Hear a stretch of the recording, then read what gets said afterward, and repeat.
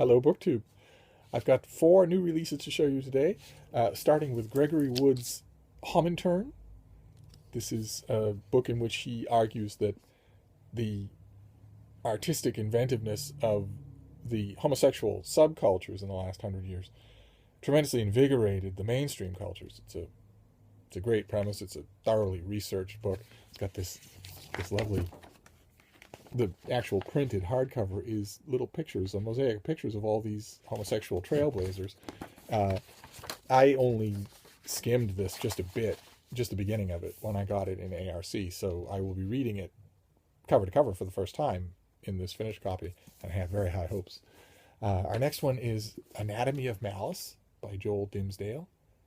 This is a idiosyncratic, very personal, but very, very good study of the Nuremberg war trial defendants, ground that's overshadowed by Eichmann in Jerusalem by Hannah Arendt, but this is a much more personal volume. It also is prodigiously researched, and it's great in terms of the bounce of the writing, the understanding of the personalities involved. I thought I'd read you this little bit about Hermann Goering. Although Goering was massively corrupt and plundered art from everywhere, he had a soft spot for animals and was proud to be chief forester of Germany, promulgating rules to ensure that animals were treated humanely. But there was always the other side of Goering. After enacting anti-vivisection laws in Prussia, he threatened that anyone who violated those laws would face severe penalties and risked being thrown in a concentration camp. Retribution always prowled behind his facade of caring. It's very good stuff, and it's all throughout this book. I read it when I got it months ago, and I'm looking forward to reading it again.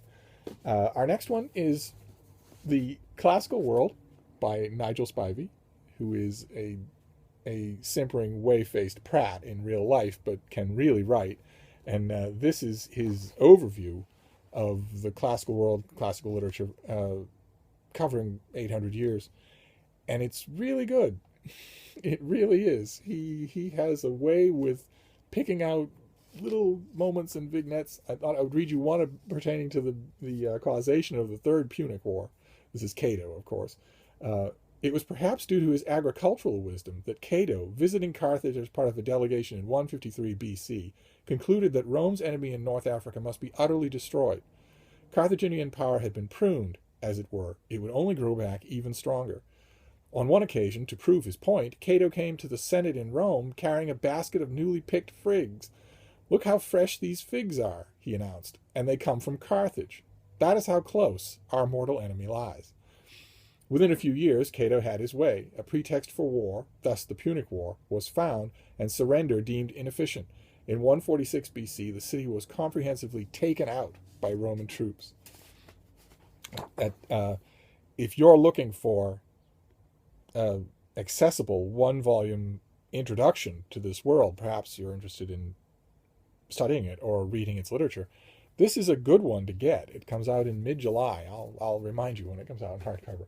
And sticking with the classical turn here, the next one, our last one for today, is a Genuine Odity.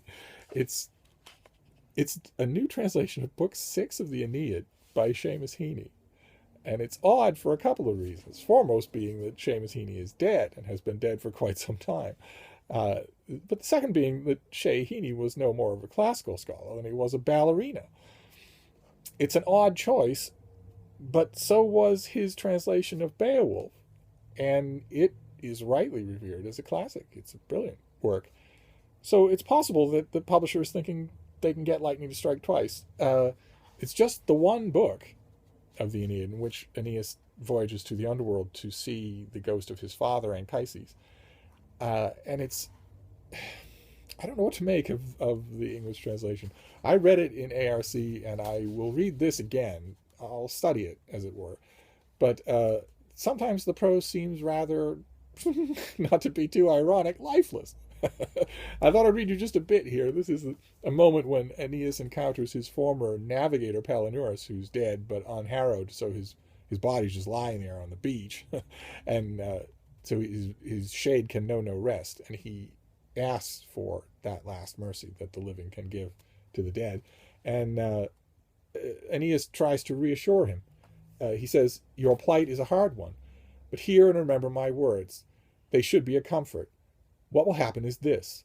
Your bones will be reverenced. The sky will reveal signs and portents. In cities on every side, populations will know to build you a tomb and observe solemn custom with offerings year after year. And the place, for all time, will bear the name Palinurus." These words lifted his heart and raised for a moment his spirits. The thought of the land in his name makes him happy. That's no offense to the dead, but that's not particularly good. And I will study the rest of the book a second time, but I'm not quite sure lightning's going to strike twice. We'll see. And that's it. 4 new books to hopefully titillate your interest. Let me know if any of these interest you, of course, and also let me know if you'd like a copy. And either way, I'll see you tomorrow with more new books or a tag or old books. Who knows? Thank you, BookTube.